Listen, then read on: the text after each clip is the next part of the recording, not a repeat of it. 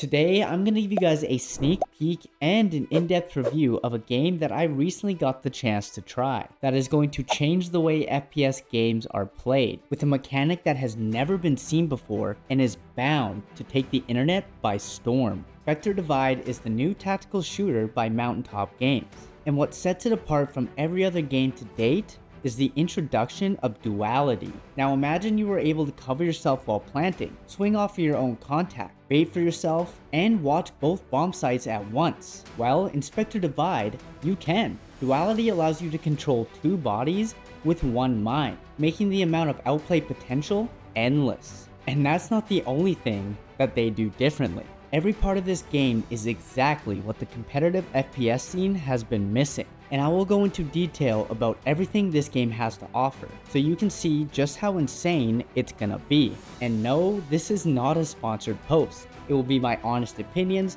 what I like about the game, and what I don't like, allowing you to get a good idea of what's to come and decide for yourself if you want to play the game as well. This game does things differently, and it does them well. First, let's talk about the gunplay. In other tactical shooters, you mainly focus on hip firing, and you cannot move while shooting. However, in Spectre, you are fully accurate when moving, unless you're using a sniper. But there is a catch. You have to be ADSing, completely flipping the script, adding a Call of Duty-esque touch to the genre. Now, I wasn't sure how I felt about this coming from Valorant, where I spent countless hours working on my mechanics. But the more I played it, the more I began to enjoy it. Although the game is unique, it does have some similarities to Valorant. At the beginning of each game, you need to pick a class. However, in this game, they are called sponsors, which are linked to the divisions of the city. Currently, there are 8 sponsors in the game, each one having their own unique utility you can buy and use throughout each round. With that being said, there are reoccurring themes within these sponsors, allowing you to play a certain role for your team,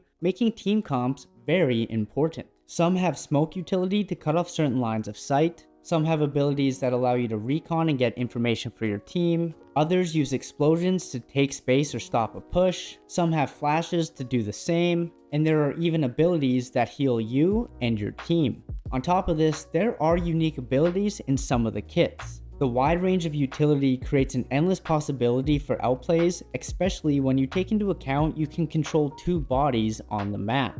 And the map designs themselves are great. There are currently 3 maps in rotation: Skyway, Mill, and Metro. All of the maps are awesome and follow a classic 2 bomb site style, but each one is completely different from the other. And so far, my favorite map is Skyway, as I feel it is the most balanced of the 3, and each bomb site plays perfectly, as well as the mid area. I have noticed that most maps are defender sided, but again, it's only the alpha, and as people get more familiar with the game, I'm sure this will change. When it comes to the economy system, however, this is where I think the game needs some work. Because you control 2 bodies, you need 2 guns, and as of now, you are stuck buying between a certain combination of weapons instead of being able to pick and choose what weapon you want each of your specters to have. And I think this is used as a balancing tool, but I don't think it's necessary, as it would be nice to buy certain guns with a pistol or an operator with a machine gun, allowing for more flexibility on eco rounds and more snowballing if you are ahead,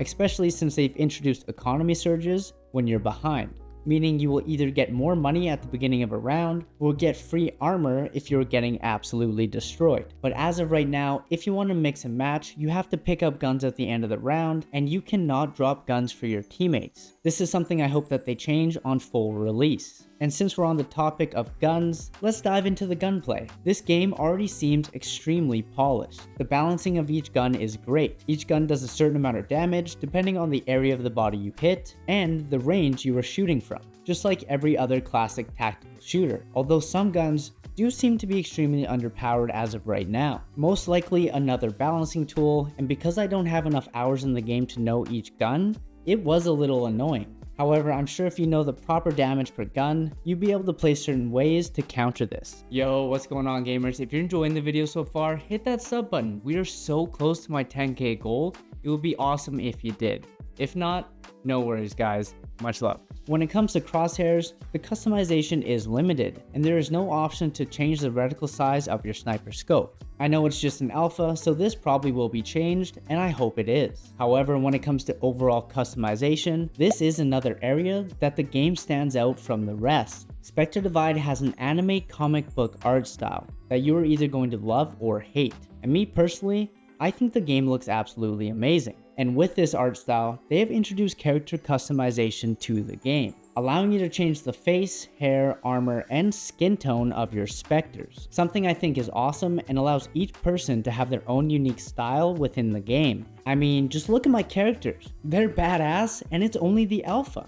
And of course, they do have weapon skins too. Now this probably means there will be a ton of microtransactions in the game, which isn't a shocker. However, I'm hoping they are reasonably priced and they do a good job with their battle pass, unlike some games. And if they do, this won't be a problem. And now that you know what the game is about, we can dive deeper into what makes this game so amazing and what some people may not enjoy about it. First, let's talk about duality. Now it's true, there are an endless amount of things you can do, knowing you have the ability to control two bodies at once. And to be honest, it almost seems like it would be broken. I mean, how could you balance it? Well, Mountaintop did an amazing job of this, and I'll explain to you how they did it. The first thing they added was pre-round positioning. Before the round starts, you can put your specters wherever you want by clicking on the minimap, allowing you to save time pre-round. And when the round does start, there will be barriers around the map lasting a certain amount of time. And if you cross them as a defender, the enemy team will be alerted and you will be spotted out. This is a great addition that helps with the overall gameplay, as you could just rush in as a defender and find unattended bodies for free kills early round.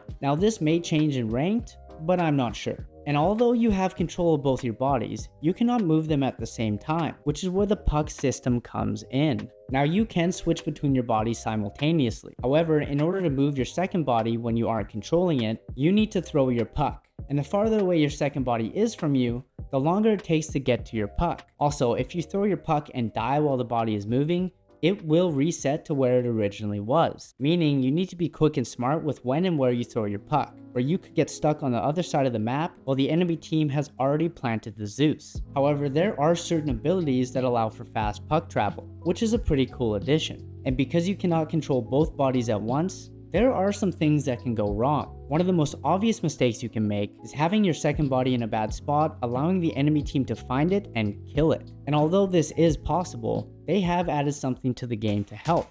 When someone gets close to your second body, an alarm will sound, alerting you someone is nearby and that you should probably switch over. And you may be thinking, man, if an alarm sounds when someone gets near your body, that's super broken. You can just use it to gather information. And yes, you can. However, just because the alarm sounds doesn't mean you'll be able to switch over and save your body. Remember, everyone controls two bodies. For example, you could run a split push, only send one body to one site while the rest of your team waits outside the other. Now the enemy teams will have to decide to switch bodies or not because the alarm has sounded. However, they won't know how many people are actually there and how many are at the site they're currently at. Also, if you're in the middle of fighting on your first body and the alarm sounds, you might not be able to get behind cover and swap, or you won't even notice due to the situation that you're in. If you position your bodies poorly, you will most likely be stuck picking between which one to save. Now, if you do decide to switch when your alarm goes off, you don't really know where the person is, only that they are somewhat near you. Meaning, if you're in a bad position, you're most likely dead.